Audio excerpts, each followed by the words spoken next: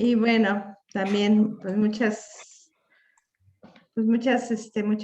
muy buenas tardes, muchas gracias por estar aquí con nosotros.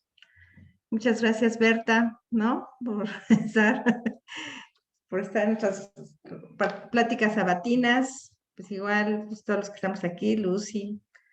Ya conocimos al esposo de Berta, Marcos, ¿qué tal? Muy buenas, ¿no? Pues por todos, recordando los objetivos de la Sociedad Teosófica, que es fomentar un núcleo de fraternidad universal de la humanidad, sin distinción de raza, credo, sexo, casta o color, que ese es el primer objetivo, y nunca lo tenemos que olvidar. El de fomentar un núcleo de fraternidad universal de la humanidad sin distinción de raza, credos, sexo, casta o color.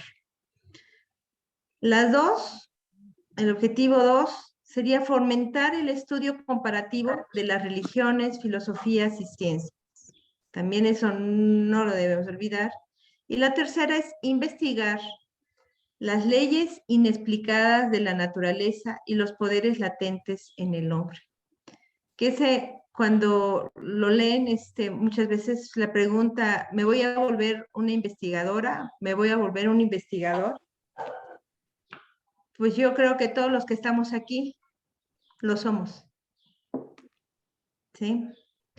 Y como no nos podemos responder todas nuestras preguntas, volvemos a seguir con el objetivo número 1, juntando a todos, fomentando la fraternidad universal, que es lo que ahorita estamos aquí, parte es esto, fomentar el núcleo de fraternidad, y juntos volvemos a estudiar y nos volvemos a preguntar e investigar. Eso yo creo que eso es lo que no podemos olvidar. ¿Por qué estamos en esta asociación? ¿Por qué estar en la Sociedad Teosófica? ¿Qué significa para nosotros? Y eso es lo que nosotros, si estamos enamorados de esta asociación, de esta sociedad, pues seguir adelante y invitar buenas tardes a todos. Muy buenas tardes. Y seguir en esto, ¿no? Bueno, entonces recordando esto, pues yo creo que vamos, si ustedes bien gustan, hacemos la invocación de Anivesa para iniciar. Y no sé si quieras, solicito que pueda yo compartir pantalla. Ok. Está listo, Leonor. Perfecto.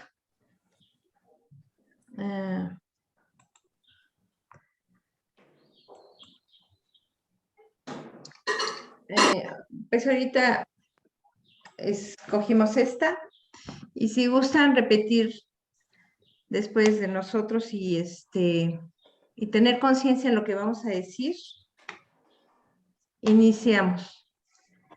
Que aquellos que son la personificación del amor inmortal bendigan con su ayuda y guía a la Sociedad Teosófica, fundada para ser un canal para su trabajo. Que aquellos la inspiren con su sabiduría, la fortalezcan con su poder y la vigoricen con su actitud. Gracias. Gracias. Pues ahora sí vamos a presentar a nuestra invitada. Muy buenas tardes. Nuevamente, muchas gracias porque están con nosotros a una plática otro sábado de la sección mexicana de la Sociedad Teosófica. Estas pláticas se hacen con el apoyo de las logias Alfa, HPB, Luz de Oriente y la logia Tonantzin. Y de manera conjunta, pues hacemos las invitaciones a nuestros ponentes, a quien pues nos otorgan y nos facilitan el conocimiento que ellos tienen. El día de hoy tenemos el tema reflexiones sobre la educación, impartida por nuestra hermana Berta María Sánchez. Ella es miembro de la Logia Paz Profunda de Ribeirão Preto, São Paulo, Brasil. Muchas gracias, hermana Berta, por estar con nosotros. Gracias por compartir y pues darnos un tiempo para esta plática. Voy a hacer una breve semblanza de nuestra hermana. Ella, Berta, es licenciada en Relaciones Internacionales por la UNAM, la Universidad Nacional Autónoma de México, con especialización en Comercio Internacional en la FGV, no sé qué significa, Berta, ahorita nos dices, por favor. Fundación Getúlio Vargas. Ok, de Río de Janeiro. Y con formación holística de base en la Unipaz. Y miembro de la Sociedad Teosófica hace 13 años. Bienvenida y muchísimas gracias por estar con nosotros, Berta. Adelante. Pues buenas noches a todos. Soy yo la que agradezco la invitación para estar nuevamente con ustedes y poder pensar juntos sobre este tema tan importante en un momento como el que estamos viviendo. Voy a pedir para poder compartir mi tela. Ay, Dios. Share. Ay, hice aquí alguna tontería. Permítanme un segundo.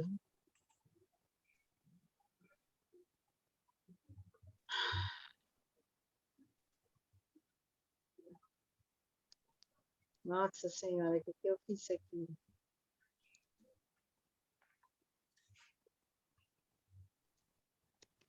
¿Tengo permiso para poder compartir? Ya estás compartiendo, ¿no? Ah, ¿ya? Ah, perdón. Sí, ya estás compartiendo, sí. Sí, ya estás compartiendo. Sí, disculpa. Ahí está. Bueno, ahí se ve ya tu presentación. Sí, perfecto. Ay,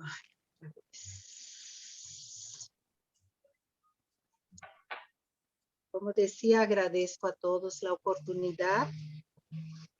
Y hay un problemita, disculpen nuevamente.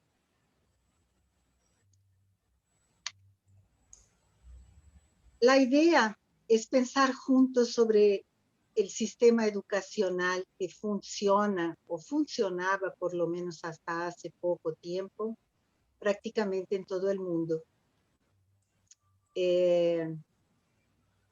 Sus características y lo que se propone en base a los principios de la sabiduría divina. Vamos a reflexionar sobre la educación y su fuerza transformadora en una época donde la tecnología torna la memorización cada vez menos necesaria. Evidentemente que este tema en los días de hoy asume una importancia, pues millones de niños, de jóvenes, estuvieron o todavía están fuera de escuelas o debido a la pandemia están utilizando otra serie de metodología. La bibliografía que yo utilicé, entre otras, fue el libro Educación Teosófica de Vicente Hauchin, expresidente de la Sociedad Teosófica de Filipinas y que es fundador presidente de las escuelas Golden Link, que ellos ya combinan tanto asuntos académicos con habilidades y sabiduría para la vida. Entonces podríamos decir así, hablar en educación teosófica no significa necesariamente enseñar lo que llamamos de teosofía, es decir, los principios de karma, reencarnación. Podríamos definir como una preparación para la vida en todas sus dimensiones. Podríamos llamar inclusive de una educación holística o saludable. Teosóficamente hablando, educar es posibilitar a cada ser humano la percepción de su propia luz y fuerza interior. Lamentablemente, el sistema educativo actual, en la mayoría de los casos, se destina para preparar para ejercer una profesión con el sentido de competir en el mercado laboral, objetivando conquistas de orden material. Es decir, no se trata de una educación integral que prepare al ser humano para la vida de forma a ser feliz y armónica en un contexto más amplio como un ser espiritual. Nosotros sabemos que siempre hubo ciertos preconceptos para ciertas profesiones. Los propios padres aconsejaban no estudiar tal cosa porque no vas a ganar dinero. O sea, siempre se pensó como si la carrera profesional fuera estrictamente para ganar dinero. Y la educación siempre fue encaminada en ese sentido.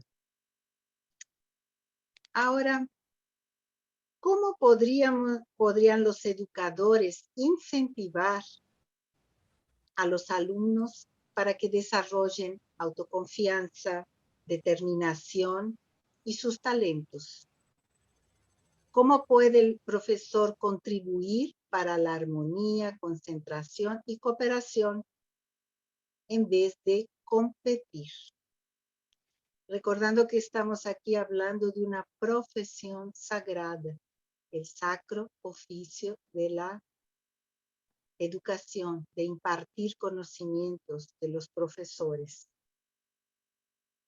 Por tanto, podemos decir que es necesario dar a conocer el camino de la sabiduría, que está disponible para todos, abrir las puertas para que tanto niños como jóvenes puedan descubrir por sí mismos su camino, libre de miedos y preconceptos, permitiendo que puedan desarrollar su percepción intuitiva.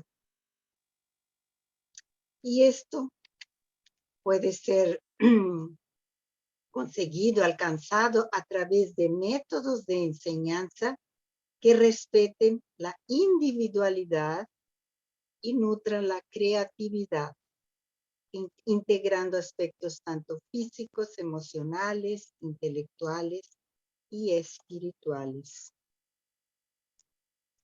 Recordando un concepto básico en la educación teosófica, es nuestra naturaleza dual, es decir, somos formados por una personalidad que serían nuestros cuerpos, nuestro yo exterior, digamos así, es formado por nuestros hábitos, nuestros deseos, normalmente egoístas, y nuestra individualidad o nuestro yo interno, es decir, nuestros cuerpos mortales y nuestros cuerpos eternos. Esta es unas fotos de la escuela Golden Link, donde se trabaja ya en base a estos principios. Esto aquí es en Filipinas. ¿Y qué nos dice la señora Blavatsky con relación a educación? Es deber de todos los teosofistas promover la educación no sectaria, es decir, la que no divide, la que no separa. Cultivar y desarrollar las mentes de los estudiantes en la dirección correcta, fortalecer su voluntad, inculcar el amor a los demás y el sentimiento de interdependencia mutua y fraternidad, formando su carácter para la vida práctica.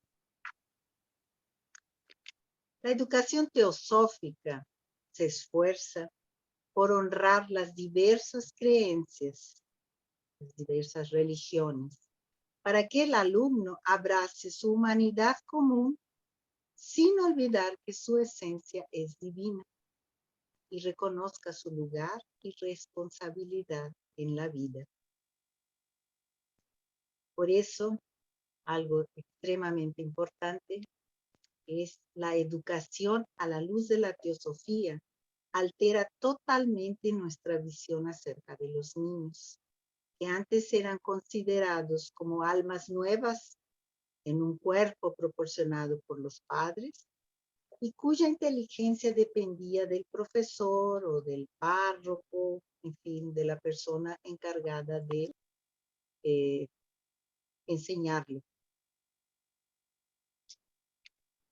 La teosofía, nos dice la señora Betsan, nos muestra al niño como una alma inmortal en un nuevo cuerpo, que trae experiencias y habilidades adquiridas en otras vidas y un carácter que refleja la memoria de su pasado. Por tanto, es un cuerpo nuevo, pero su alma puede ser más antigua y sabia que sus padres y maestros. Los padres deben dar la bienvenida al ego, al bebé que llega, como una encomienda sagrada. Deben cuidar el tipo de emociones, pensamientos que recibirá y que actuarán sobre las semillas que trae consigo. Todo aquello que trae de vidas anteriores. Los nuevos cuerpos pueden ser modificados. Ahí que está la responsabilidad tanto de padres como de maestros. Pues sus vehículos astral y mental contienen semillas de emociones y pensamientos, tanto positivos como negativos, plantadas en el pasado, y que tanto pueden ser nutridas como atrofiadas. Entonces, cabe tanto a padres como profesores observar este tipo de características en los niños para poder tanto nutrir todos sus talentos, todo lo que traen de cosa positiva, como para tratar de que aquellas semillas que no son muy positivas, tratar de atrofiarlas. Cada ego tiene su propio camino y debe ser tratado con amor y respeto debido a la sacralidad del individuo. Es decir, se deberá descubrir a través del cuerpo joven quién es su verdadero habitante, sus características y cuál es su búsqueda en la carne. ¿Cuál es la misión de esa alma, de esa crianza, de ese niño, de ese joven? ¿Cuál es la búsqueda en la carne para poder convertirse en su consejero y poder ayudarlo? Educación implica, evidentemente, un trabajo a largo plazo, donde el ejercicio del amor y la paciencia son fundamentales. Lo primero es enseñar a los niños a aceptar las diferencias, así como a ver y sentir al otro como un hermano. Despertar el sentimiento de empatía y colaboración, es decir, ejercer la fraternidad y alimentar el respeto por todo ser vivo de todos los reinos, vegetal, animal, evidentemente humano. Los maestros deben ser amorosos, pero firmes. Nunca utilizar amenazas, comparaciones para motivar, ya que solo generan inseguridad. Muchas veces se utiliza colocar a otros niños como ejemplo. Fulanito, mira cómo fulanito es mejor, cómo fulanito es inteligente. Todo esto solo va a crear inseguridad en el niño, además de crearle una antipatía terrible contra aquel que está siendo colocado como ejemplo y que no tiene culpa. Entonces, estas comparaciones en el sentido de motivar nunca deben ser utilizados. El castigo es una forma de infligir dolor, tanto físico como psicológico, y siempre va a tener efectos nocivos. Por eso es importante proporcionar un ambiente seguro, sin miedos. El maestro Yoda nos dice, el miedo es el camino al lado oscuro de la fuerza. El miedo nos conduce a la ira. que lleva al odio.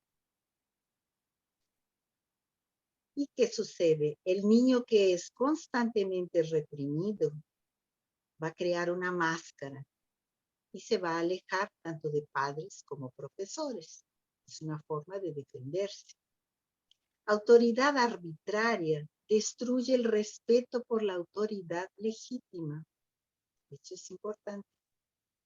El niño que es castigado con violencia está moralmente perjudicado y aprende a infligir dolor al otro. Si a mí me pegan, yo también les pego. El resentimiento oscurece el sentido de valor y va a activar la semilla de la venganza en su corazoncito. Entonces, esto es extremadamente importante llevar en consideración. Por eso, lo importante es que nunca les falte amor, tanto a niños como jóvenes. Si los alimentamos con amor, los miedos morirán de hambre. Sabemos que tanto niños como adolescentes necesitan aliento, incentivo y deben ser tratados con amor y respeto. Necesitan sentirse aceptados, reconocidos, independientemente de los resultados de sus estudios y su origen, pues se debe valorar su esfuerzo. Los niños con comportamientos antisociales necesitan de paciencia y firmeza, diferente de castigo o amenaza. Deben ser elogiados sus pequeños avances y desarrollar la facultad de raciocinio para que ellos mismos reconozcan cuando una regla es buena y útil. Somos criaturas de hábitos, por tanto, cuando una instrucción no viola nuestra naturaleza, la aceptamos con facilidad. Los niños también necesitan de hábitos saludables, dieta correcta, descanso adecuado, ejercicio físico. Se les debe siempre hablar con afecto y en caso de que hagan alguna cosa, una travesura, alguna cosa negativa, se les debe explicar por qué, para evitar herir su autoestima o que duden de nuestro amor. La señora Besant inclusive recomienda que en los primeros 7 años se deba permanecer bastante al aire libre, practicar jardinería, en fin, jugar con animales. La comida debe ser simple y nutritiva, de preferencia sin carne, ni ajo, ni cebolla. Y incentivar la fantasía y la imaginación a través de los cuentos de hadas, ya que el mundo invisible para ellos hasta los 7 años todavía no fue cerrado, entonces ellos todavía disfrutan de este ambiente. En el libro La clave de la teosofía, o la llave, no sé cómo se usa en español, Blavatsky nos dice: deberíamos enseñar a los niños confianza en sí mismos, amor por todos los seres, altruismo, caridad mutua y más que nada pensar y razonar por sí mismos. Eso es algo muy importante que en la actualidad es un poco complicada, pues hoy en día el celular les resuelve prácticamente todo y en muchas cosas no tienen necesidad de pensar. La respuesta está en el celular. Blavatsky continúa: reduciríamos al mínimo el trabajo de memoria mecánica y dedicaríamos tiempo al desarrollo de los sentidos internos, facultades y capacidades latentes, para formar hombres y mujeres libres, intelectual y moralmente, sin prejuicios y sobre todo desinteresados. Ahí te viene la cuestión de que si te doy esto, haces esto. O sea, las cosas no son de esa manera. Deben ser hechas porque son necesarias, son correctas y no porque voy a ganar un premio. Y la señora Blavatsky hace un comentario bastante fuerte. Desafortunadamente, los profesores utilizan un método de clasificación por exámenes que solo entrena la memoria física. Este sistema alimenta celos, envidia e inclusive el odio entre los jóvenes, incitándolos a una vida de luchas egoístas por premios. El egoísmo, nos dice ella, es la maldición de la humanidad, el padre de todos los males, y las escuelas, desafortunadamente, son las cunas de tal egoísmo. Evidentemente que las escuelas no hacen esto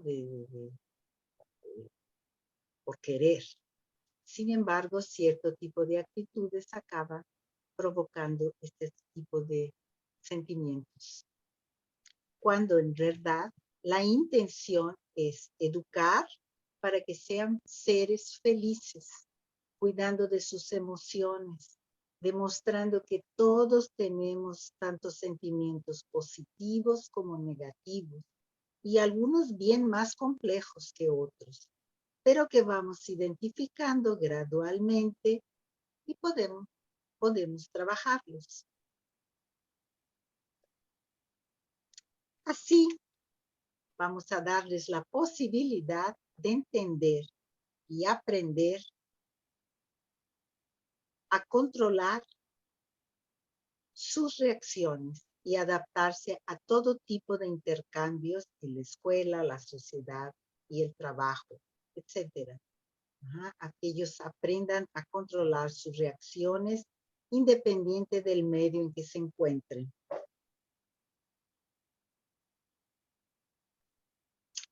Los niños necesitan de un ambiente, un terreno fértil para que su conciencia crezca, florezca, dé frutos a través de una vida plena, integrada a la naturaleza y dirigida al bien común en el ámbito familiar y profesional.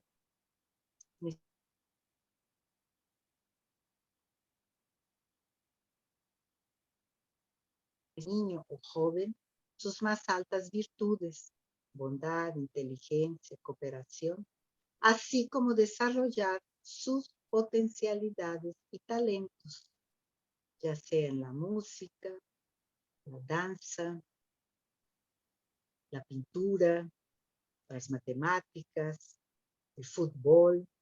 Es decir, ellos tienen que colocar para afuera todos los talentos que traen de otras situaciones. Shinarayadasa, un expresidente de la Sociedad Teosófica, nos dice que el niño es una alma inmortal, como dijimos, y su manifestación como hombre o mujer es para que las cualidades latentes en esa alma puedan florecer a través de la experiencia. Esto es decir, algunas veces va a ser más conveniente nacer como mujer, en otras va a ser más conveniente nacer como hombre para cumplir nuestra misión. Eso todo está programado.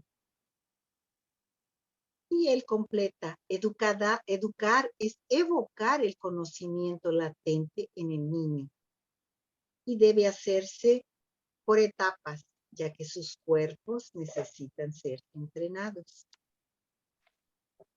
Las influencias invisibles en la naturaleza, los colores, objetos, sonrisas o las palabras duras y especialmente el pensamiento del maestro manipulan para bien o para mal al niño. Vean cómo esto es importante, o sea, sabemos que somos energía, entonces todo el tipo de energía que nos rodea, sea de la naturaleza, sea de las personas, de los animales, todo es captado, principalmente por los niños que están más abiertos, su sensibilidad es mucho mayor. Entonces, hasta el pensamiento del maestro va a influenciarlo. Por eso es importante, por ejemplo, jamás rotular a un niño, jamás decirle tú eres burro o tú eres incompetente, porque ese tipo de rótulo va a quedar grabado y va a tener un efecto bastante nocivo en el desarrollo de esta criatura. Los niños, hasta los 7 años, viven tanto en el mundo visible como invisible, y ambos los afectan, para bien o para mal, por lo que ven, escuchan, por los sentimientos y pensamientos que los rodean. Ya en una edad más avanzada, digamos en la secundaria, para niveles superiores, ahí sí se va a tocar sobre los principios de la teosofía en sí. Perdón. La educación será centrada en las habilidades del estudiante para que estos actúen como agentes transformadores. Y la enseñanza sobre principios de teosofía en sí será para niveles superiores, teniendo en cuenta su cultura. El primer principio será el de la fraternidad, como se frisó bastante bien ahora en la introducción, hablando del primer principio de la sociedad teosófica, que es incentivar la fraternidad. Por eso se debe decir a los estudiantes que a pesar de las diferencias de religión, lengua, raza, color, todos somos seres humanos, por tanto, hermanos. Formamos una misma familia humana. Es importante desarrollar la sensibilidad al dolor y al sufrimiento de otros seres vivos. Es decir, tenemos que despertar la compasión en esos jóvenes. El principio sobre karma es fácilmente asimilado por las mentes jóvenes, pues es un principio de causa y efecto. Entonces ellos entienden perfectamente que si se daña a alguien, va a crear hostilidad, pero que si se hacen cosas buenas, habrá una buena atmósfera, habrá buena voluntad de las personas, en fin. Y sobre el principio de reencarnación, en las culturas en que esto es, las personas creen en la reencarnación, puede ser abordado inclusive desde la infancia. Pero en las culturas donde no es, no hace parte de las creencias de la religión, porque básicamente esto tiene que ver con las creencias religiosas. Aquí, para estos alumnos, tendrá que ser dado ya, digamos, a partir de la secundaria, y de una forma más científica, estrictamente para su consideración. No son impuestos en momento alguno, y sería simplemente un corolario del principio del karma. El trabajo en las universidades desde el punto de vista teosófico es tornar a los alumnos servidores para el bienestar de la humanidad. El señor Sri Ram, que también fue presidente de la Sociedad Teosófica, nos dice que la educación no es la imposición de ideas o instrucción en alguna materia o técnica, es la educación del individuo, como ya lo mencionamos, la individualidad. No es imponer nada desde fuera, sino extraer lo que hay dentro, las capacidades que ya son del ego o del alma, fomentando el crecimiento natural en su nueva manifestación. Y Krishnamurti nos dice que educación es preparar a los jóvenes para enfrentar no solo los desafíos de la vida social, es decir, carrera, estabilidad financiera, sino entender mejor el arte de vivir. El arte de vivir engloba mucho más cosas que simplemente la carrera profesional. Y él nos dice, el éxito financiero no es un indicador de felicidad ni de ética. Es en la comprensión de nosotros mismos que el miedo termina cuando enfrentamos nuestras complejidades, miserias, etc. Es decir, cuando enfrentamos nuestra sombra y la trascendemos. Y él nos alerta de que nuestra sociedad en realidad incentiva el miedo de ser diferente y pensar en contra del orden establecido. Claro, la sociedad quiere mantener siempre el statu quo, entonces todo lo que es diferente, todo lo que es fuera del orden establecido es una señal de amenaza. Por eso nosotros somos formatados para estar siempre dentro de la caja, ¿no? Dentro de la caixinha, como dicen aquí. Pensar dentro de la caja. Aquel que es diferente, ese ahí ya es un loco, en fin.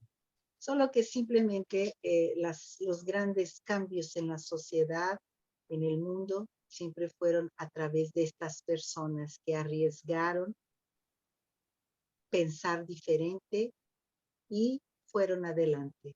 Una de ellas es la señora Blavatsky. Y Krishnamurti nos dice, existen los valientes, los que se rebelan por fuerza o por mera reacción a ese statu quo, y los que lo hacen en base a autoconocimiento, que fue despertado por su intuición, que es nuestro único guía verdadero. Por eso, a medida que las semillas teosóficas van siendo absorbidas por niños y jóvenes, observamos progreso tanto dentro como fuera. Y la responsabilidad aumenta, ya que darse cuenta de que la vida física es solo una experiencia nos hace cuidar de lo que somos efectivamente. Como dijimos, los valores pertenecen a la individualidad o yo superior. Los hábitos y comportamientos son características de la personalidad. Ahora, ¿será que hay una sola línea pedagógica correcta?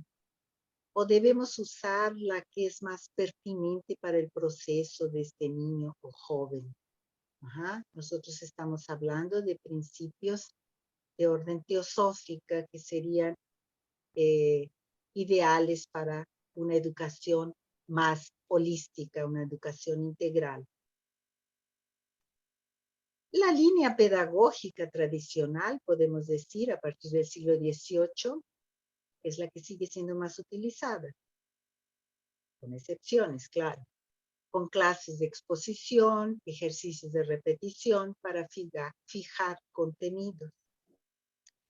Ya la línea demócrata es donde estudiantes, padres y maestros tienen derecho a opinar, pero el estudiante es la figura central, el maestro es un facilitador, y el estudiante escoge lo que quiere estudiar en base a su interés. Entonces vamos a hablar de algunos métodos afines con los ideales teosóficos. Podemos hablar de Pestalozzi, que anticipando las concepciones de la nueva escuela, él destaca que la función principal de la enseñanza es lograr que los niños desarrollen sus habilidades naturales e innatas. O sea, lo que traen sus semillas. Para él, solo el amor tiene poder salvador y es capaz de llevar al hombre a la plena realización moral, encontrar conscientemente dentro de sí mismo, la esencia divina que le da libertad. El niño para Pestalozzi se desarrolla de dentro para afuera. Él aplicó una educación integral, intelectual, física y moral, y no utilizaba inclusive calificaciones ni pruebas. No habían castigos ni recompensas. Él sustituyó la disciplina externa por el cultivo de la disciplina interna.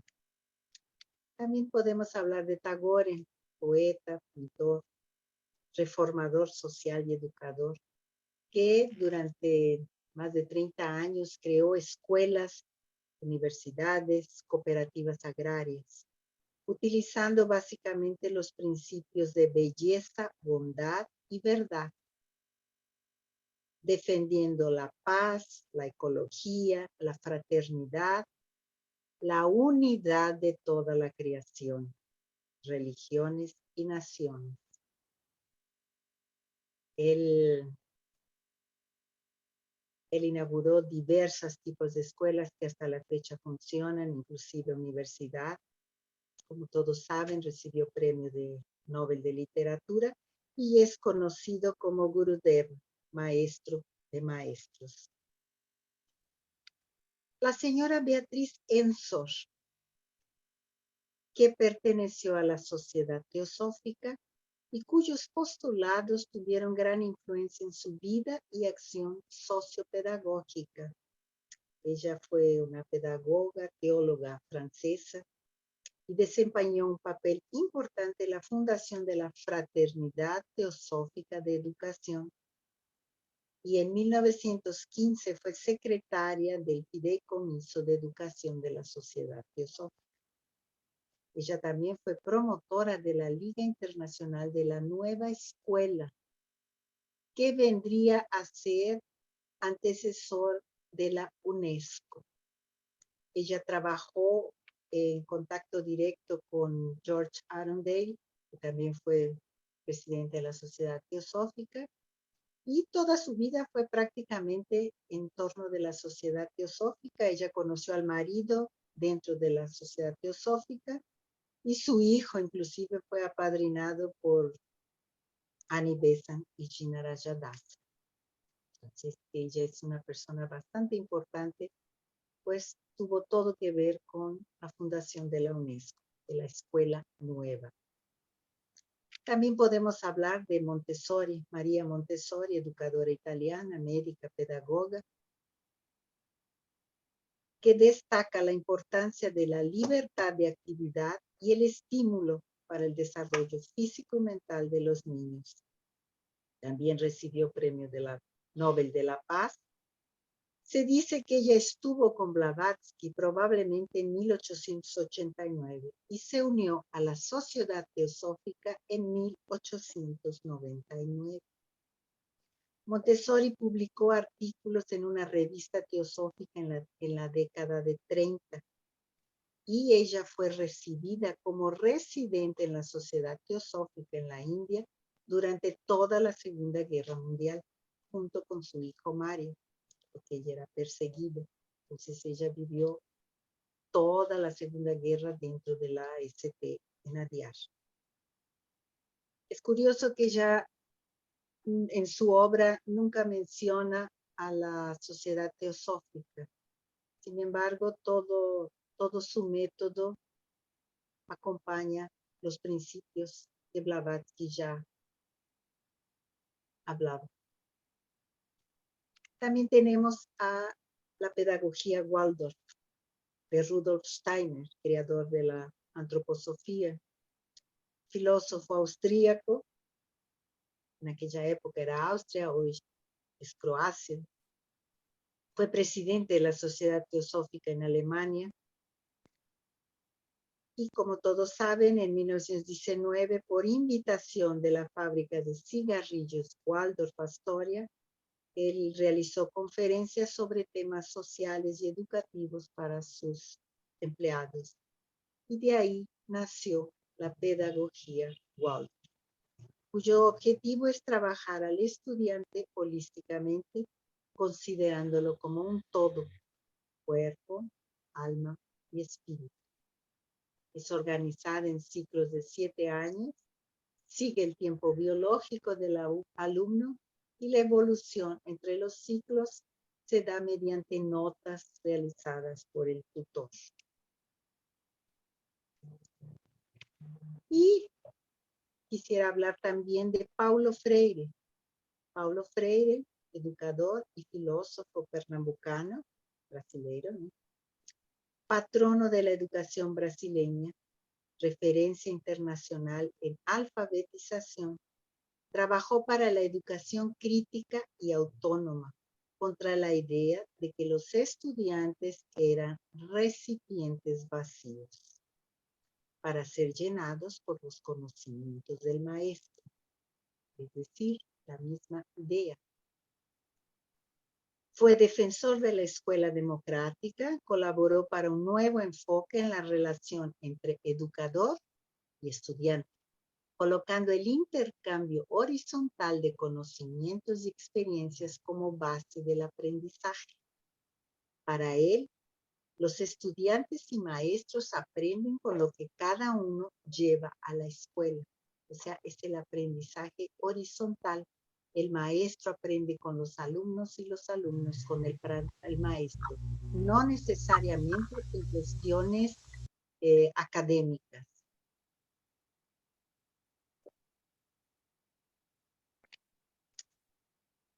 Freire nos dice, no hay saber más o saber menos. Hay diferentes saberes o conocimientos. Para él, el papel de la escuela era enseñar al alumno a leer el mundo y a intervenir positivamente. Como nos dice, educación no transforma el mundo. Educación muda a las personas y las personas mudan el mundo. Existen otras personas que podríamos mencionar, pero aquí ya no vamos a entrar. Solamente me gustaría mencionar José Pacheco, portugués, creador de la escuela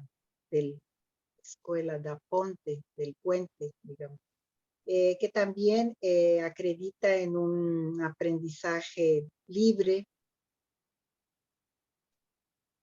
de los alumnos.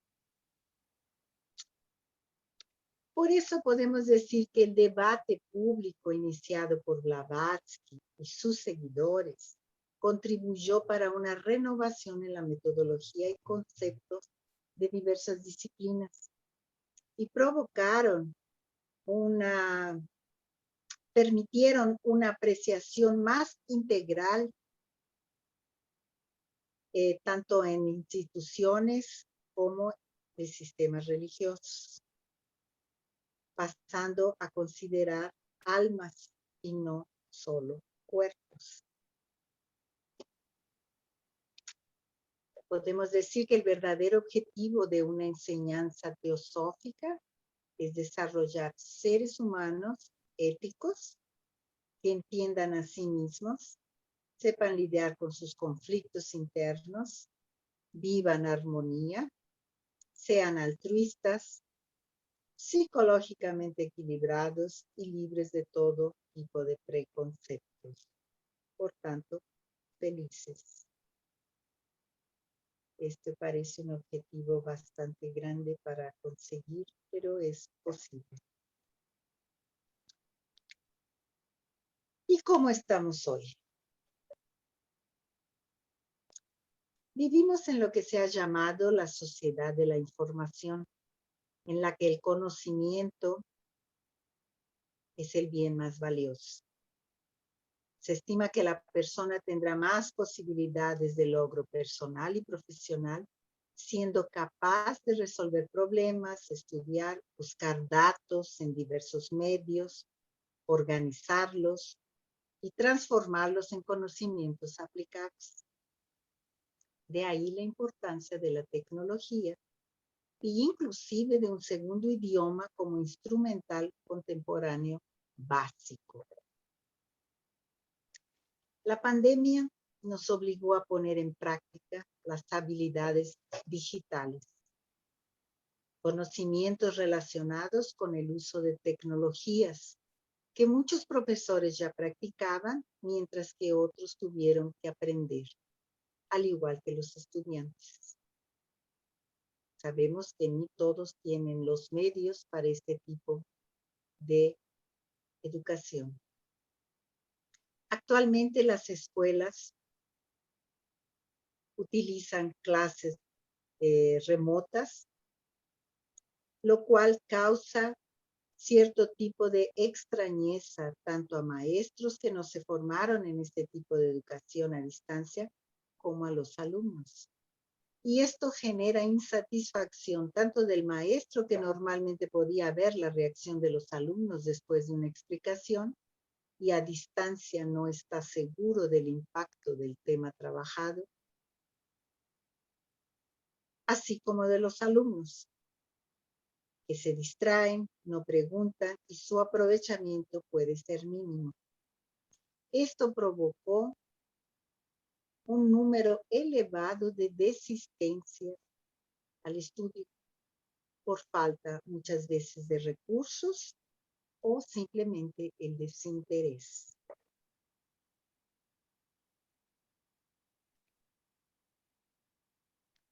Los colegios innovan mediante estrategias e introducción de tecnologías y metodologías adaptadas a la época actual. Sobresale el uso de iPads, algunas aulas en línea.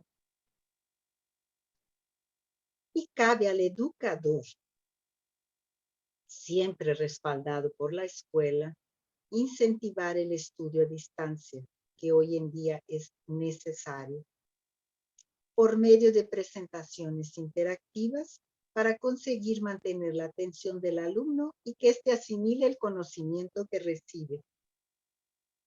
Aquí yo recordaría que las técnicas de marketing que hacen, que utilizan de semiótica para unir lo que la palabra dice con la imagen y conseguir grabar el contenido. O sea, hoy en día esas técnicas de marketing tienen que ser incorporadas a la educación para poder, a través de nuevas metodologías, captar el interés de los alumnos, hacer que el conocimiento llegue hasta ellos y no desistan. En este contexto, el papel del maestro es fundamental y debe ser capacitado constantemente, pues va a depender de los profesores dar a los estudiantes las claves para descifrar el conocimiento, aprender a conocerse a sí mismos, entender al otro, hacerse entender, generar empatía, persistir frente a las frustraciones, eso es importante, es decir, a desarrollarse emocionalmente. La educación teosófica o integral nos hace entender en qué mundo estamos y cómo utilizar las herramientas de la mente y el corazón para llevar el amor a un mundo de miedo, egoísmo e ignorancia. Pienso que la educación nunca más será la misma. Por eso es una buena oportunidad colocar en práctica nuevos conceptos, valorizando las cualidades innatas de cada niño o joven, tratando de no separar lo cotidiano de lo sagrado. Y cuando conseguimos que la teosofía se integre a la educación institucional, esta se espiritualizará y tendremos maestros y estudiantes trabajando en armonía en un sistema donde el ser humano es considerado sagrado y parte del todo. Hoy en día hay métodos que nos hablan, por ejemplo, de la educación híbrida, aquella que utiliza tanto el método tradicional como el método en línea. Entonces, hay diversos sistemas que pueden ser colocados a disposición de los alumnos. Esta pirámide nos muestra más o menos cómo hay la forma de mejor llegar a los estudiantes. O sea, no es solo leyendo ni mirando, O sea, es siempre una combinación de que tienen oír, tienen que hablar, ellos tienen que participar, porque participando ellos graban mucho más el contenido, consiguen reflexionar, no es decorar, no es grabar simplemente de memoria, es tener su opinión particular sobre todo esto. En fin, eso es lo que yo podría decir sobre educación en base a los principios teosóficos y en base a metodologías semejantes. Yo agradezco su atención. Esta foto, yo estoy aquí en el medio. Este es un colegio bastante tradicional aquí en Riverón, que tiene más de 110 años, es un colegio público, esa es la biblioteca, y normalmente realiza concursos de poesía y esas cosas. Y ellos siempre me convidan para hablar con los alumnos por curiosidad de los alumnos. Entonces ya di clases sobre cuerpos, sobre reencarnación, sobre karma. Otra vez fui convidada a hablar sobre bullying y suicidio. Y en esos temas siempre coloco la teosofía. Entonces es una oportunidad que yo tengo de llevar la teosofía a los jóvenes. Y existen también las clases en la noche, que es para adultos. Y también, o sea, la curiosidad es muy grande por saber qué es la teosofía. Y el único cuidado que yo veo en estas clases es justamente las creencias religiosas de los estudiantes. Muchas veces ellos son de otras religiones, normalmente evangélicos, entonces uno tiene que tener mucho cuidado. Bueno, sería esto lo que yo tendría que compartir con ustedes. Espero ahora sus comentarios, sus preguntas, en fin. Muchas gracias.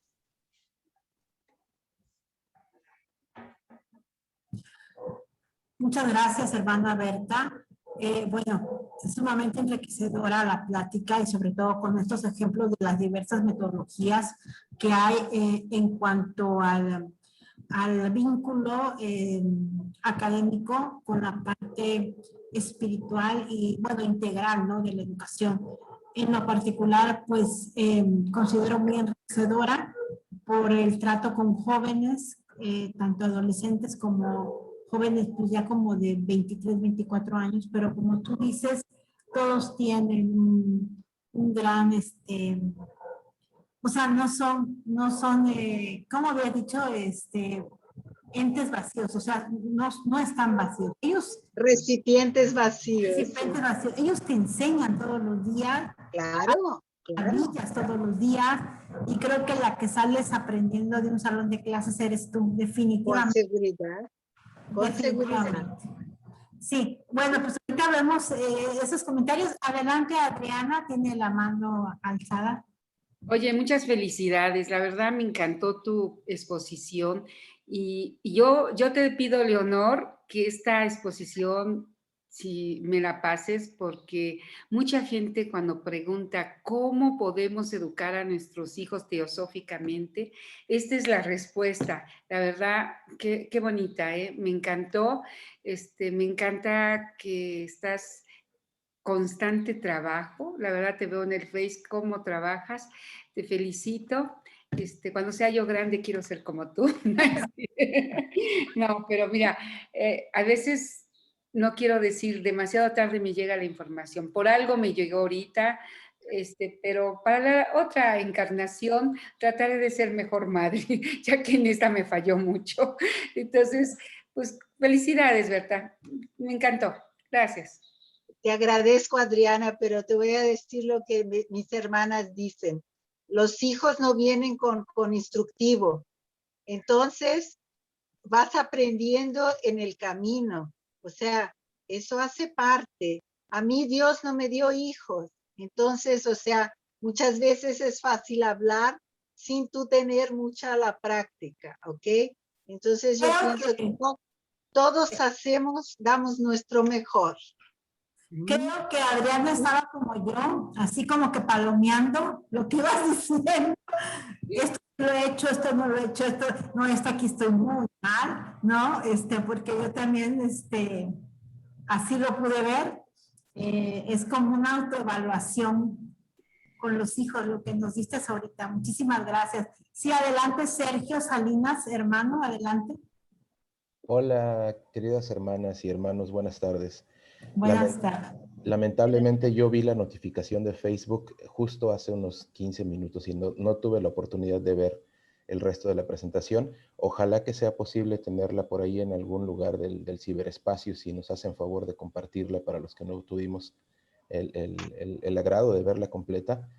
A mí me llamó mucho la atención de inmediato el tema porque yo soy profesor de hace ya bastantes años. He trabajado casi siempre con adultos, jóvenes, chicos universitarios y adultos.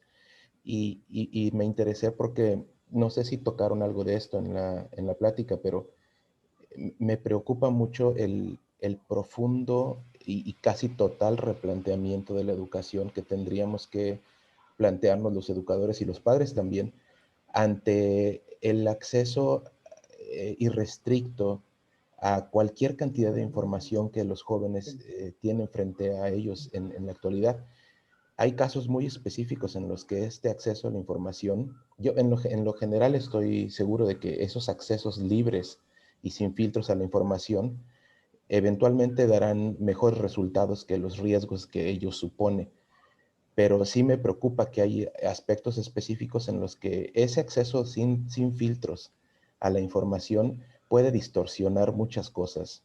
Específicamente el caso de la pornografía. Esto puede hacer que niños y niñas se forjen una imagen de lo que es el sexo que está completamente distorsionada. Y en muchos otros ámbitos, ese acceso irrestricto a la información que tenemos ahora a través de Internet me preocupa porque implica un replanteamiento muy profundo de lo que tenemos que hacer los educadores para preparar a estos jóvenes a esa información que ahora tienen enfrente. Ya no hay manera de evitar que ellos estén expuestos a todo esto. Entonces, lo que nos debe ocupar ahora es hacer todo lo que podamos para que ese acceso a la información que ahora tienen no les resulte en un problema mayor después. Sin duda la educación se está en estos momentos replanteando completamente y ya lo vimos el año pasado con todo lo que sucedió en la pandemia. Nadie pensaba que íbamos a pasar un año dando clases virtuales y sin embargo así tuvo que ser por fuerza. Hace unos 8 o 9 años en la universidad en la que yo daba clases, les sugería que virtualizáramos parte de la carga académica porque faltaban espacios físicos en la universidad en la que daba clases. Y todos me miraron como locos. Perdón, como si yo estuviera loco. De plano me echaron unas miradas así como que, ¿qué te pasa? O sea, no, esto es imposible, la educación no puede ser virtualizada. Y ahora vimos que todo el mundo se tuvo que forzar a recibir la educación de esa manera. Entonces, bueno, ojalá, ya no quiero tomar más tiempo, ojalá que esta plática la puedan compartir en algún otro medio para verla completa. Y sí les dejo esa reflexión de que la educación se está replanteando totalmente con todo ese acceso a la información de manera irrestricta que tenemos ahora. Es cuanto, queridas hermanas y hermanos. Un saludo para todas y todos. Gracias, hermano Sergio. Muchísimas gracias. ¿Alguien más que tenga algún comentario, por favor? Sí, Cristina, adelante. Pues a mí me dio mucho gusto ver todo lo que presentaste, Berta, y me da mucho gusto porque yo casi llevo todo eso a la práctica y hago, no tan abiertamente, pero veo holísticamente, ¿no? Y les hago ver todas las características de alguna manera y sobre todo también incluir a todos, no diferenciar. Estoy ahorita entrenando a futuros psicólogos educativos y siempre les digo, tú vas a tratar con familias, tú vas a tratar con niños, con maestros. Entonces, fíjate, no tienes que excluir, incluye a todos. Y siempre les estoy aquí, allá y todo. Entonces me siento satisfecha y les digo, ya voy a entrar a la 7ª etapa y les digo, llegado el momento, porque ahorita hay algunas personas enfermas de COVID y todo, y les digo, pues a mí cuando me llegue la hora, puedo decir como Amado Nervo, vida, nada me debes, vida, estamos en paz, ¿no? Entonces, finalmente enseñar, y es precisamente a través del ejemplo, a través de decirlos, de motivarlos, de decirles, ¿no? Y también en relación a lo que dijo el compañero anterior, hay policías cibernéticos para contactar el internet. Y les hago mucho, ¿de dónde sacaste la información? Bájalo y pon siempre el link. Y no entres cuando dice HTTP. Tiene que ser HTTPS porque es seguro. Entonces les enseño más y de alguna manera pues están contentos. Tuvimos que aprender a utilizar y yo ya lo veo tan fácil, tan normal y esto y lo otro. De repente también algo me falla y les digo, pero soy abierta. O sea, yo les enseño que soy que tengo la polaridad, siempre les digo eso.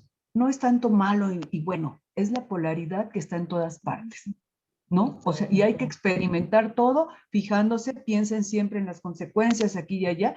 Y a veces yo también decidí no ser mamá, no estoy casada tampoco, y les digo, bueno, finalmente es como si fuera yo mamá, porque tengo que estar a veces jalando riendas, llamar atención, y de alguna manera agradecen. Al principio no les gusta, pero después agradecen y dicen, ¿cuánta razón tiene, maestra? Entonces me siento contenta, conozco a todos y me dio mucho gusto. Yo para mi planeación utilizo precisamente la taxonomía de Bloom que presentaste al final, la pirámide del aprendizaje, para que precisamente sea holístico y que sea variado y que utilice diferentes capacidades, ¿no? Y que no sea nada más conocer y repetir. Les digo, no, aquí es de pensar. ¿Tú qué piensas? ¿Tú qué reflexionas? O sea, ¿qué te dice a ti esto? No se trata de repetir lo de otros. Les estoy enseñando también, pues, a hablar, ¿no? A que tengan confianza.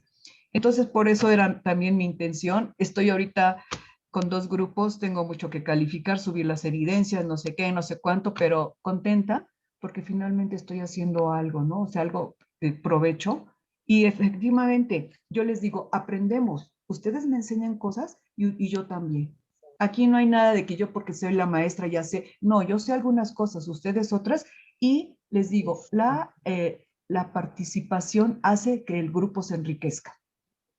Entonces, de alguna manera motivo a que todo mundo, y les digo, es un proceso, cada quien va a hablar de acuerdo a su conocimiento. Obviamente, no les hablo todavía de reencarnación, karma y eso, pero les hablo así de alguna manera, no tan directo, pero sí se los digo, ¿no? Pues me dio mucho gusto, muchas gracias. ¿eh? Y bueno, pues yo estaré pendiente para la próxima. Voy a revisar algunas cosas. No conozco al último autor que citaste y digo, bueno, voy a investigar. Y es lo que les digo, cuando hay un texto, hay otros autores, busquen quién es, qué hizo, dónde nació, qué contexto social, qué contexto histórico. No se queden nada más ahí. Como dices, no están acostumbrados a razonar, sino nada más a repetir. Lo que yo veo, lo copio. No, chicos, la vida no es así. Entonces, pues bueno, muchas gracias. ¿Bien? Muchas gracias, Cristina. Sí, está la hermana Lidiet. Adelante. Yo realmente quería dar las gracias por esa charla tan encantadora, realmente.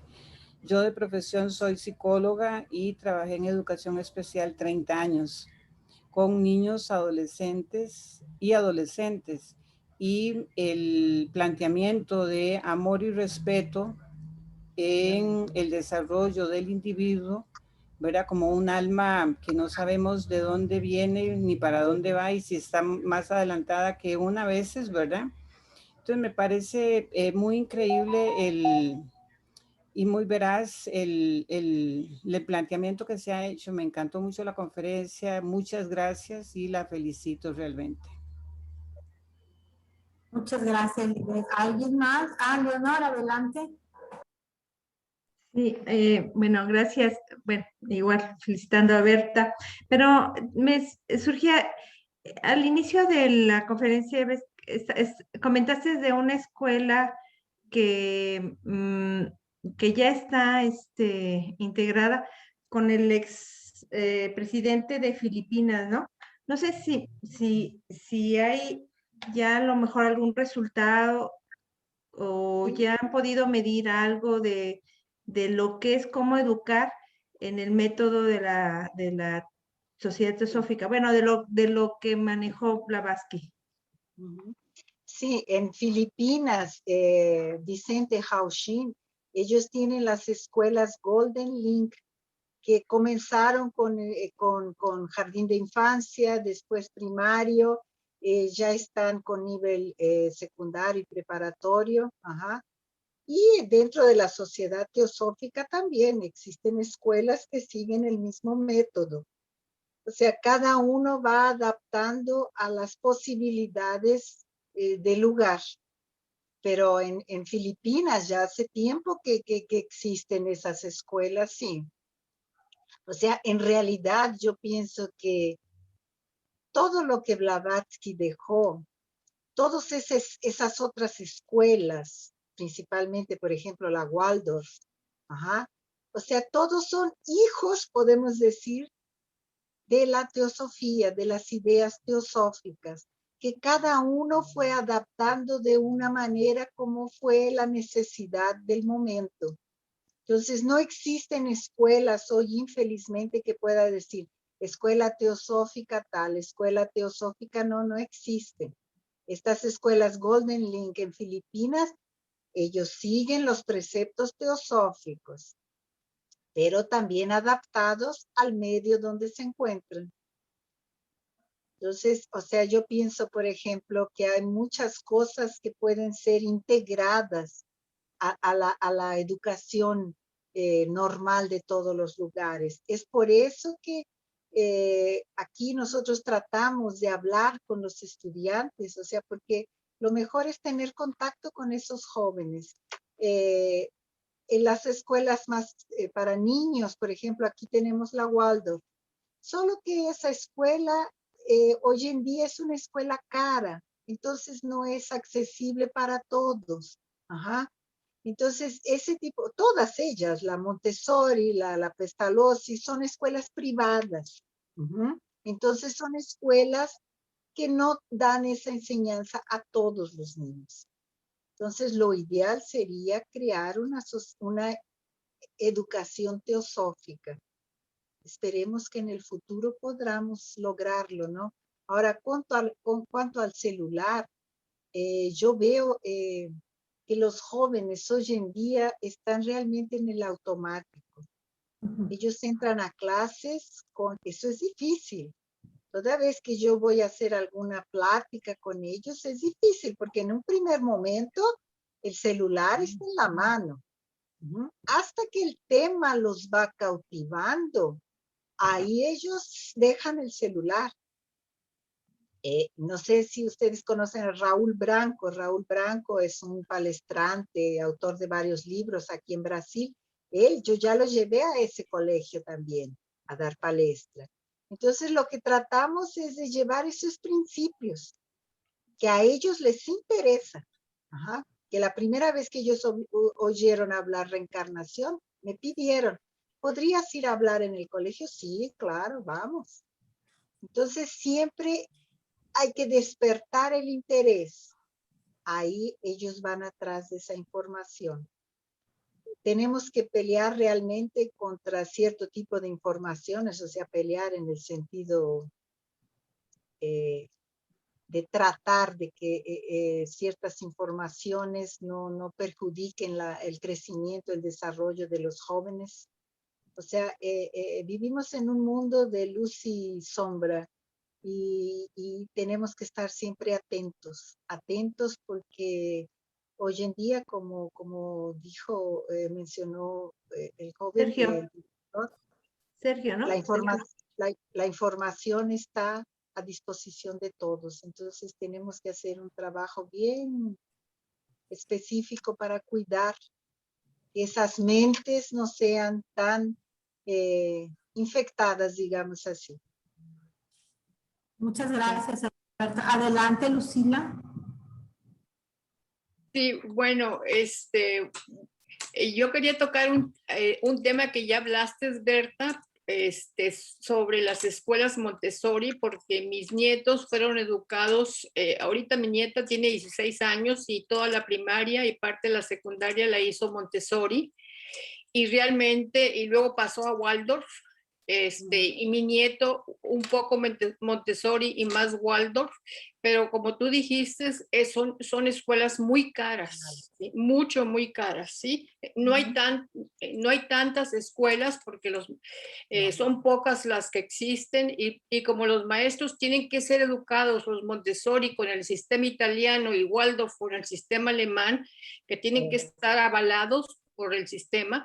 Entonces, sí, realmente son escuelas que se quedan muy lejos de muchísima gente, pero la realidad es que la enseñanza es extraordinaria, porque mis nietos los enseñaron a compartir, los enseñaron a amar la naturaleza, a cuidar el medio ambiente, a compartir lo que ya no les queda, porque les ponían un día a la semana y ponían los zapatos que estaban en buenas condiciones para que cada compañero fuera y escogiera el que le gustaba y se lo llevara a su casa, o sea, cosas que en otras educaciones no existe, ¿sí?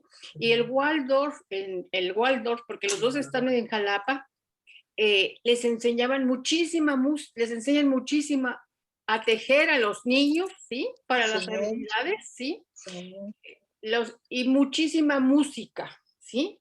Al grado que en una graduación, una mamá que tenía un niño con parálisis cerebral, pero que compartía la educación con todos los demás niños, ¿sí? Cuando vino la graduación de secundaria, la mamá lloró, porque dijo que todo el desarrollo que había alcanzado su niño era gracias al sistema, que los médicos le habían dicho que el niño estaba perdido, que no iba a poder avanzar mucho, y más sin embargo, cómo lo trataban sus compañeros, era increíble. Estaban en la orquesta, ¿verdad? Los compañeros tocando y él se metía y todo y nadie le decía nada, lo aceptaban al niño, que pues había veces que hacía cosas que no debía de hacer. Entonces, ese respeto tan grande que enseñan, ¿no? Pero es una tristeza, los costos muy grandes, es una tristeza. Porque si realmente, ahorita, por ejemplo, mi nieto, como los enseñan a sacar sus cosas, él, como tenía que estar por educación virtual y no le gustó, y pusieron un sistema X también muy holístico, es bailarín, sacó que es bailarín, ¿sí? Entonces está feliz bailando, ¿sí? Parte de baile y parte de escuela. Entonces nunca nos imaginamos, porque ya no quería estudiar, ¿sí? 10 años, ya no quería, ya estaba harto de estar sentado en la televisión. Entonces lo pusieron ahí y le salió que es bailarín. Y lo disfruta y dice que cuando oye la música su cuerpo lo siente. Son las semillas que están que van creciendo. Sí. Pero la vida anterior a lo mejor sí lo fue. Pero no se lo bloquearon, o sea, recibió una educación donde él podía sacar sus emociones y donde no había prejuicios, ¿sí? De que los niños no pueden ser bailarines, que los niños, porque a él en el Waldorf lo enseñaron a tejer, ¿sí? O sea, había cosas que él ya sabía que no nada más eran para las niñas, que también los niños lo podían hacer, ¿sí? Eso es bien importante porque la familia es muy importante, pero el medio ambiente es a veces más importante y deja más influencia que la familia, desgraciadamente, pero así es. Y ahorita lo están ustedes diciendo con todo lo del internet, ¿no? Que viene siendo el medio ambiente a nivel virtual. Sí. Muchas gracias, Berta, porque me gustó muchísimo tu plática, pero nada más te quiero también hacer una última pregunta. Tú en un principio hablaste de la comida, ¿sí? Y dijiste que no ajo y cebolla. Ajo y cebolla, sí. Yo ya lo había oído, porque están abajo de la tierra. ¿Es por eso también? ¿O por qué? Te voy a decir, o sea, en teoría dicen que porque aterran, ¿cómo se dice en español? Aterran, sí. Enterrado, sí. O sea, que que tu espíritu no se puede elevar. Ajá. O sea, eso es una cuestión también de hábito, de educación, porque pues nosotros fuimos criados comiendo ajo y cebolla. La carne en realidad, o sea, yo soy vegetariana, pero la carne también, entonces a los pocos lo vas dejando. Ahora los niños, si tú los acostumbras a no comer carne, que hoy en día ya muchos ni la quieren, Sí. quitas el ajo y la cebolla. Ajá. O sea, Annie Besant recomendaba específicamente eso. Ajá. Así es. Ok, hermana Berta, una pregunta de mi parte. ¿Qué podríamos hacer o qué se podría hacer o qué se está haciendo desde el punto de vista teosófico para aquellos chicos que, bueno, hay un porcentaje elevadísimo de jóvenes que están recibiendo clases en línea y que están sufriendo de una depresión terrible? Depresión, ansiedad, angustia. Yo creo que el 80% te dice que están muy mal, no han podido manejar la pandemia. Las clases virtuales son sumamente cansadas, agotadoras, tanto psicológicamente, mentalmente. Los ojos, a las 3 clases estás ya, es un cansancio muy fuerte. ¿Qué se puede hacer con estos jóvenes que no te lo dicen de manera abierta, pero cuando tú lees sus ensayos, lees sus escritos, lees sus reflexiones, salen a la luz la depresión, la ansiedad y el estado de angustia que están viviendo ahorita ellos? Yo podría decirte que en realidad, o sea, ese tipo de educación, ¿cómo agarró a todo mundo de improviso? Fue una cosa obligada. Primero, ni todos sabían lidiar con ese tipo de enseñanza. Porque una cosa es tú tener una clase de vez en cuando, que inclusive sería una cosa agradable, ajá, cuando de repente pasó a ser obligatorio. Primero, ni todos los niños tenían computador, ni todos los niños tienen celular. Ajá, o sea, ya empieza por ahí. O sea, los recursos no son suficientes. Tener clases 8 horas, o sea, 5, 4 horas, cansa, es extremadamente cansativo y más para un niño. O sea, el niño se distrae con todo. Ya dentro de una clase es complicado. Él estando en su casa, él se distrae con todo. Se distrae con lo que oye, con lo que pasa alrededor. Entonces, creó realmente una sensación de disgusto, por eso tanta desistencia. O sea, yo oí una estadística hace como una semana de aquí en Brasil, que había niños de 10 a 14 años, había 1 millón de crianzas que no estaban en la escuela. A raíz, el último año pasó de 1 millón a 5 millones. O sea, imagínate. Sí. ¿Por qué? Porque los niños simplemente desistieron, se cansaron. Ahora, ese sentimiento de angustia es complicado, porque eso es muy preocupante. Nosotros vemos la incidencia de suicidios. Muy alta. Sí. Yo justamente el año retrasado, yo fui justamente a hablar por eso. En el septiembre amarillo, que le dicen aquí, que es el mes que se trata sobre suicidio, porque hay muchos jóvenes en esa situación y se encuentran en aquel borderline que cualquier cosa los puede llevar a hacer tomar una acción. Pero cualquier cosa, están como en Entonces, la baja. ¿qué podríamos hacer? Hoy en día, o sea, gracias a Dios, parece que vamos a salir ya de esta situación, que va a poder volver a clases. Entonces, las clases van a ser combinadas, aquella educación híbrida que yo mencioné, que es tanto clases en línea como presenciales, como van a ser menos. Y poco a poco ir saliendo de esto, porque teniendo mucho cuidado, porque realmente eso creó mucha depresión en mucha gente y principalmente en los jóvenes. Y también creo, ¿no?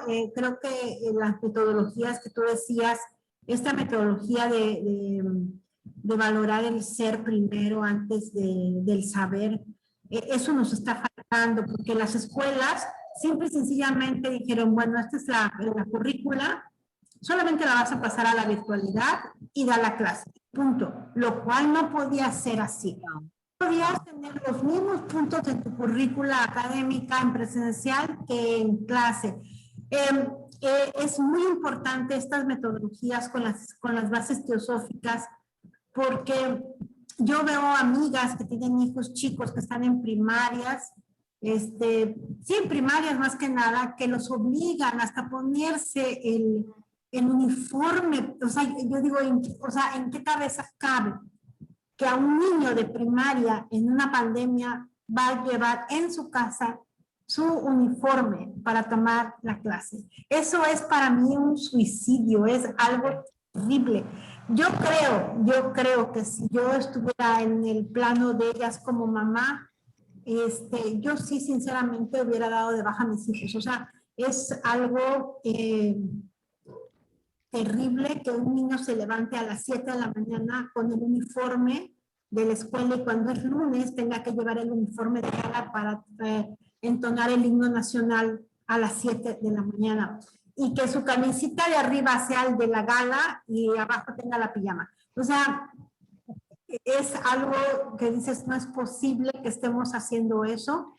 O sea, son dos mundos totalmente diferentes y creo que como profesores tampoco hemos entendido que no se puede dar toda la carga académica en una clase, ni se puede dar la hora completa, máximo, yo diría 40 minutos de clases para que los chicos tengan un espacio entre clase y clase para poder hacer otra dinámica. Creo que eso es lo que sería como que la oportunidad si seguimos en este mundo de, esperemos que no, en este mundo de virtualidad, pero creo que si los adolescentes y los jóvenes universitarios la están pasando pues en un esquema de estrés, los niños de primaria son mucho más.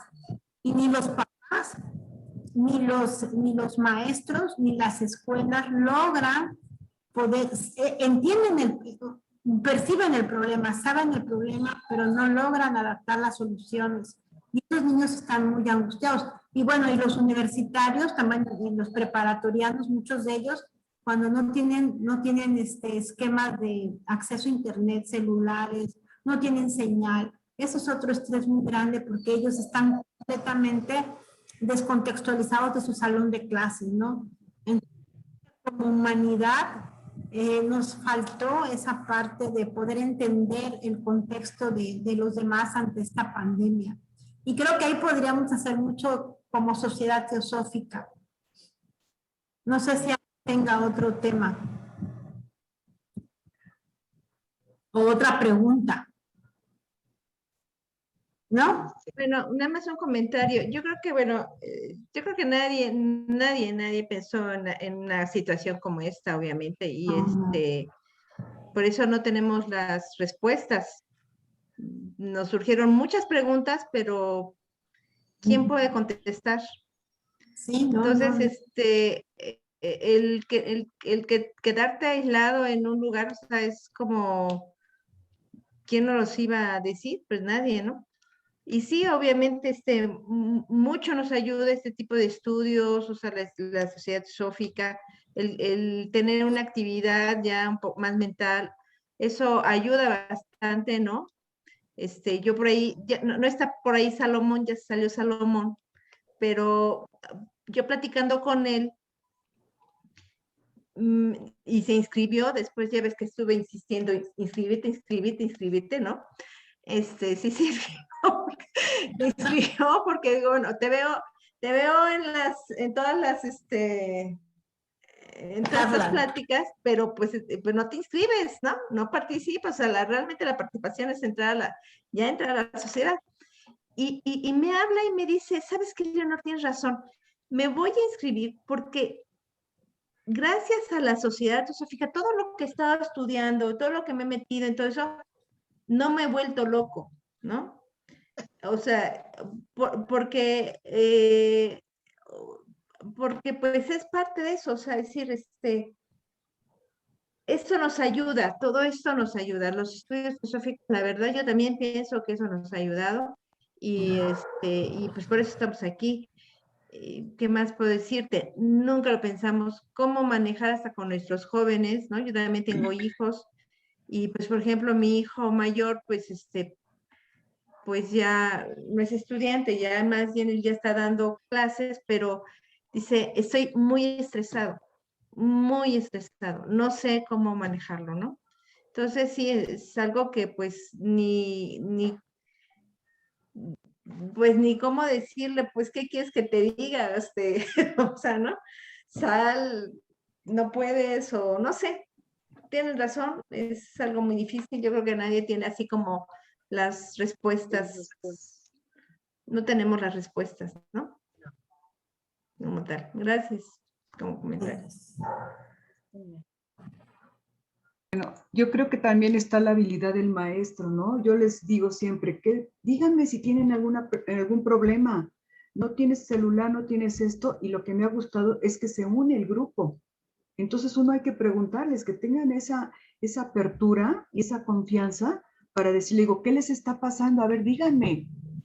Yo soy también terapeuta Gestalt, les hago ejercicio, los muevo aquí y allá. Entonces, yo tengo 2 horas de 12 a 2 de lunes a jueves y de 6 a 8, y son las 2 horas, y así no nos alcanza el tiempo. Pero yo se las hago dinámico, a ver el texto y esto y el otro, a ver ustedes van a presentar, pero es para que aprendan a hablar y esto y el otro, o sea, motivarlos. Y ahí depende, son las habilidades que un maestro tiene que ir viendo, ¿no? O sea, y aprendiendo. A mí me ha gustado también, y yo también no me he podido inscribir porque no tengo el tiempo. Yo de querer sí quiero y estar en todas las conferencias, pero ya no puedo, porque también mentalmente yo ya estuve una vez, demasiada carga, ¿cómo se dice? Mental, y ahora, pues nada más tengo 2 grupos, pero que son las evidencias, que son tareas, que esto, que el otro, y digo, no, o sea, y ahorita para mí es una relax, por decir, y al rato voy a empezar otra vez a hacer las evidencias y esto y lo otro, ¿no? O sea, está uno, porque el maestro trabaja antes, durante y después, no son nada más las 2 horas ante clase. Entonces, realmente nos pagan por 2 horas, pero yo ya mejor ni cuento las horas, ¿no? Pero cuando no, te ni gusta, las cuentes porque... pero cuando te gusta, yo digo, miren, porque le han de pagar muy bien, le digo, no, yo no lo hago por el pago, yo lo hago por el gusto de dar mi conocimiento, de aprender, o sea, y también con ustedes, y a ustedes también les tiene que surgir, le digo, lo primero para aprender es la interrogación, ¿qué significa esto? La curiosidad y buscar, no que, ay, se quedan y todo, o lo primero que entran a internet y bajan, les digo, ¿y eso qué? Entonces, vea y a razonar, es que vean esto de qué les sirve y tú qué piensas y todo. Entonces ahí también es un aprendizaje que los maestros hemos tenido que aprender, ¿no? Hacer como más dinámico, como más interesante, en fin, y también nos facilitamos, porque de otra manera también para nosotros es más pesado, ¿no? Pues bueno, eso quería compartir. Pero yo creo que, no sé, o sea, como bueno, como en lo particular me gusta mucho el tema, ¿cómo se podría hacer una línea de talleres para padres? ¿Se podría hacer una línea de talleres para maestros, Berta? ¿Desde el punto de vista teosófico? Se podría, o sea, todo es posible. Es una cuestión. Pudiéramos tejer, como decía Lucila, entre todos, porque de verdad que, bueno, una cosa es tener a tus hijos y otra cosa es ser maestro. O sea, parece mentira, pero son cosas diferentes. Entonces, a padres como a docentes, creo que esta línea teosófica, por ejemplo, de estas metodologías, conocerlas mejor, nos ayudaría muchísimo. como yo mencionaba, justamente cabe al profesor la habilidad. Por eso yo mencioné inclusive el marketing, porque las técnicas de marketing hoy en día las tenemos que usar nosotros. O sea, si nosotros queremos pasar un conocimiento, no es solamente hablar, no, tenemos que pasarlo de una forma que va a quedar grabado en la mente de uno. Entonces uno tiene que utilizarse de diversas técnicas. Yo fui voluntaria hace muchos años en una creche, jardín de infancia, no. Eran niños de primaria. Eran niños de 6, 7 y 8 años. Y yo daba clases de español. Solo que eran niños carentes. Entonces, cuando yo llegué, me sorprendí porque en realidad los niños no sabían qué era un verbo, no sabían qué era pronombre, en fin, nada de ortografía, nada de eso. Entonces, ¿qué pasé yo a enseñarlos? Yo los hacía bailar, los enseñé a zapatear, los enseñé a hacer guacamole, les llevé cuando vine a México, compré, aquí hay un programa que todo el mundo le encanta, que es el Chavo del Ocho. El Chavo del Ocho, aquí tiene otro nombre. Entonces yo compré todos los muñequitos ahora no la Chilindrina y todos esos. En México hay ese programa. Entonces yo les enseñaba español a través de eso, de la música, de los bailes. Era la forma que yo tenía de educarlos, de enseñarles, porque pues si ellos no sabían portugués correcto, menos iban a aprender otra lengua de forma correcta. Entonces era a través de otro tipo de actividades. Entonces yo pienso que hoy en día también, o sea, el profesor es el que tiene que hacer 1001 utilidades. Tiene que, si el niño lo ves que está cansado, por eso la cuestión de tú conocer a tus alumnos, porque tú vas a saber quién es más sensible, quién llega y ya lo ves y dices, alguna cosa tiene, él no está bien, tú ya lo ves triste. Esa es una cosa que yo les pregunté una vez a los muchachos. Les dije, ¿ustedes observan a sus amigos? ¿Ustedes saben cuando alguien llega y está triste? Le preguntan qué es lo que le pasó. O sea, porque si somos colegas, si somos compañeros, tenemos que saber. No es nada más para las cosas alegres, no, hay que saber observar lo que el niño trae. El niño a veces, como yo hablé de castigos, hay niños que son machucados, golpeados. Si uno observa con cuidado, uno puede detectar cierto tipo de cosas. Entonces, por eso decía yo, la actividad del maestro es sagrada, es el sacro oficio. Desde que se desempeñe con amor, con dedicación, realmente, y no simplemente para recibir el salario, ¿verdad? Entonces, es la profesión fundamental. Nosotros dependemos, todo lo que somos hoy lo debemos a nuestros maestros. Yo recuerdo a mi maestra de primaria, de primer año, y me emociono. Mi maestra Evangelina del Colegio Benito Juárez, en la colonia Roma, Ciudad de México. Nunca la voy a olvidar. Entonces, eso es marcante para una criatura. Entonces, yo pienso que siempre que llevamos un conocimiento a una alma, porque nosotros no estamos tratando con un cuerpo, estamos tratando con almas. Entonces, tenemos que ser extremadamente delicados. Qué bonito. Muchas gracias, Everest. Muy conmovedor. Sí, pero tenemos que hacer como una plana de eso último, que si te estamos tratando con almas, y por eso tenemos que ser sumamente delicados. Y esa es como que una frase para que lo tengamos muy presente siempre. Porque luego no entendemos por qué los chicos no te contestan, apagan las cámaras y no te responden. y luego, sí, luego cambian de humor, o sea, sí es algo un poco complejo, pero bueno, eso es muy importante, ¿verdad? De que estamos tratando con alma. Y sí, cuando tú empiezas hay temas, por ejemplo, filosóficos, que van a denotar parte de la esencia de la teosofía.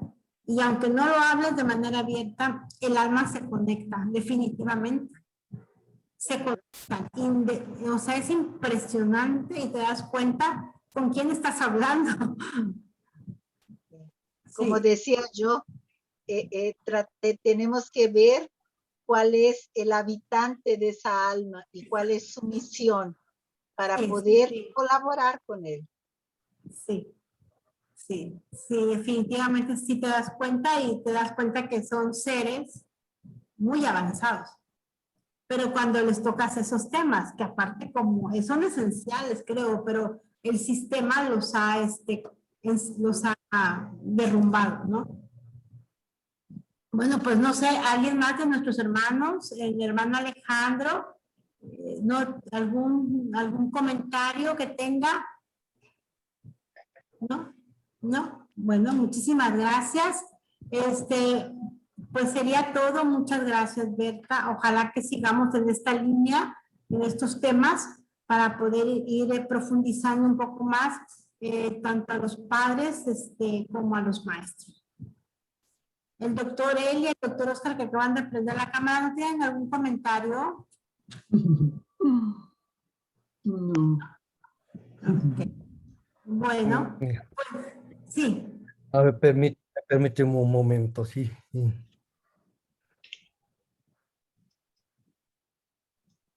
Ok, ¿sí me escuchan bien? Sí, doctor. ¿Escucha? Ok. En todo esto que he estado escuchando, está enfocándose a grupos, en general a grupos.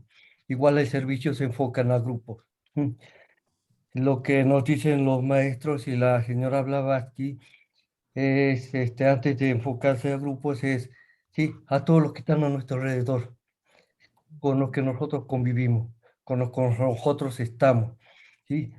En la vida diaria. Primero están nuestra familia, nuestros compañeros de escuela, nuestros compañeros de trabajo, nuestros compañeros sociales, con los que siempre estamos, estamos involucrados en mayor o en menor medida. Ahí es con ellos el principal foco para aplicar todo esto que que nos enseñaron los maestros y la señora Blavatsky. Y entonces el servicio está ahí, lo tenemos enfrente de nosotros para aplicarlo, ¿sí? A todos los que están, ¿sí? Alrededor de nosotros y con los que nosotros interactuamos. La educación es lo mismo, ¿sí? Nosotros ahorita somos estudiantes de teosofía, como estudiantes de teosofía también se aplica a cada uno de nosotros, ¿sí? Y nosotros cómo vamos a transmitir ese conocimiento. También puede ser una persona, pueden ser dos personas o puede ser un grupo. Igual en el servicio, ¿sí? Es una o dos personas los que estamos en contacto en un grupo o ya enfocado más que nada a determinados grupos, ¿sí? Pero lo que más tenemos a nuestro alcance es precisamente con lo que estamos en contacto directo, ¿sí? Día a día, en la vida diaria. Entonces, esto no hay que olvidarlo, que también la forma en que podemos hacerlo es precisamente de esa forma en contacto con las personas, ¿sí? En la que estamos, con la que estamos conviviendo o interactuando. Y así se da la oportunidad de que sea un grupo, que ahorita trabajos en grupos por la pandemia, pues no es tan factible, pero sí con lo que estamos alrededor, sí, que están alrededor de nosotros. Y esto no nos indica que no podamos hacerlo. Esta es la oportunidad precisamente para llevar a cabo el servicio y la enseñanza, ¿sí? En cualquiera de sus modalidades. Pero ya en grupos ya está enfocado, más organizado para enfocarlo precisamente a una determinada área de toda esa unidad o totalidad. Entonces, pero sí, precisamente esas técnicas que se utilizan para la educación en grupo son importantes, ¿sí? Ujú. Son importantes, pero teniendo en cuenta, ¿sí? Esa información teosófica para ello, ¿sí? Que en base a los valores, al amor, ¿sí? Al altruismo, sin olvidar que a todos los reinos, como lo mencionó Berta, y no nada más es a los seres humanos, sino todo, enfocando a todos los reinos, ese respeto de la vida y hasta hacia todos los reinos, y no nada más en los seres humanos. Entonces, pues más que nada es eso, podemos verlo de esas dos ópticas, pero siempre tenemos oportunidad de hacerlo, sí, constantemente en nuestra vida cotidiana. Entonces, pues no es necesario tener algo más de ellos si estamos en contacto con otros seres humanos. Cuando sea la oportunidad de grupos, entonces va a ser en grupo, pero cuando no, pues estamos, sí, en constante contacto con otras personas. Entonces, pues eso nada más es lo que quería comentar. Gracias. Justamente yo mencioné que debemos tratar de no separar lo cotidiano de lo sagrado, justamente porque nosotros a través de todas, ¿no están oyendo? Ujú. De todas nuestras actitudes, todas nuestras relaciones, en todo momento nosotros podemos estar hablando sobre cuestiones teosóficas, siempre. Entonces, nuestro cotidiano debe siempre estar integrado con lo sagrado. Entonces, nuestro trabajo teosófico es 24 horas por día, en casa, con el portero, con la persona que nos ayuda, en fin, en todo momento. Es así. Muchas gracias. Gracias. Sobre lo que decía el doctor Oscar, en pocas palabras, hay que empezar por la casa, ¿no? Sí, claro. Gracias. Muchas gracias. Pues, Leonor, ¿te parece bien que cerremos con la invocación? Sí, correcto. Ahora vamos con otra invocación. Muchas gracias a todos. Muchas Gracias. gracias, Berta, por Gracias, tu tiempo. Muchísimas gracias. Bueno, entonces, si quieren repetir después de mí y vamos a sentir lo que vamos a ahorita con esta invocación también de Ani Besa. Oh vida oculta que vibras en cada átomo.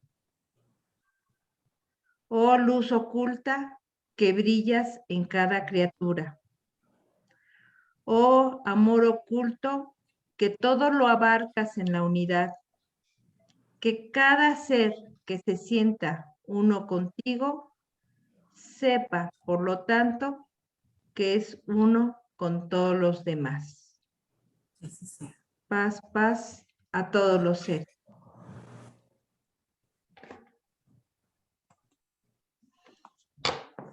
Bueno, pues ya sería la Pues invocación. muchísimas gracias, Berta. Muchísimas gracias, hermanos. Gracias a todos los que se conectaron. Hermana Rodrigo, los doctores, Adriana, Lucila, Cristina, bueno, los que tengo aquí, a Orrali, Leonor Ruiz, mamá, ¿verdad? Sí, sí, así es. Y se va a subir en el YouTube, ya estoy poniendo nuestro canal y también en el Face, ¿eh? Ahora sí ya lo estoy haciendo más rápido. Gracias. Gracias. Muchas gracias. Gracias. Gracias, Berta. Gracias. Hasta luego. Adiós. Adiós. Gracias, Berta. Gracias a ver, Adriana. y a todos. Hasta luego. Hasta luego. Gracias. Leonor. Gracias, buenas noches. Adiós, Berta, gracias. Buenas. Bueno, gracias a todos. Adriana. Ah, Leonor. Hola, Leonor. Besos. La próxima plática, Leonor, una pregunta es el 8 de mayo, el Día del Loto Blanco. Le toca a Guillermo. Ah, qué bueno. Ah, está bien. Él va a tener la plática sobre los viajes iniciáticos de Blavatsky. Está muy interesante. Muy, muy bien. Muy bien. Muy bien, el otro 8. Bueno, de todas maneras, por ahí vamos a tener varias actividades también. Va a haber ya un curso introductorio de la Sociedad Teosófica de Sofía, que lo va a impartir Enrique Sánchez. Entonces, esa es de inscripción, estoy dejando ahí en el Facebook cómo inscribirse y todo. Bueno, y si lo quieren compartir para los que quieren un introductorio, bueno, ya todos son masters, no hay bronca. Pero para los que Bueno, eso quieren es lo que introductorio, ahí creemos. está. Yo creo que es necesario tomarlo. ¿Cuándo inicia? Van a ser los martes, inicia el día 11. Y entonces ¿Hay van que a ser 12 inscribirse o se pláticas. puede entrar? ¿Mande? ¿Hay que inscribirse o se puede entrar? Bueno, sí hay que inscribirse, nos pide Enrique que se inscriba porque quiere dar como, pues ahora sí que papeles, o sea, quiere mandar información y todo eso, ¿no? Entonces sí me pidió que se inscribiera. Bueno, de todas maneras es en Zoom. Les vamos a dar el link y todo eso, ¿no? Pero bueno, es interesante, es un buen inicio para los que vamos a, para los nuevos miembros, ¿no? Para los nuevos miembros. Es que le digo que cada uno de nosotros tiene una cierta formación en su tiempo cuando entró y que pues a veces lo recordamos y a veces, ¿cómo se llama? Con las cosas nuevas se van cambiando y sí hay muchas cosas que poner en orden. Pues sí, realmente es que poner en orden, porque lo teosófico ahí está. Sí, también vamos a tener próximamente ya un curso también para capacitación de los presidentes de logia y de los directores de centro de estudio. Capacitar a los capacitadores, o sea, los que estamos, porque nos avientan al ruedo. Yo fui de presidente de logia por el dedo de mi mamá. Ah, ¿no? sí, porque nadie dijo, quiere tú vas ser. a ser la presidenta de esta logia. Dije, no, por Dios, ¿y ahora cómo se hace esto? Y bueno, ya uno va aprendiendo, pero aquí... Pero qué manota. Aquí es interesante porque, por lo menos en México,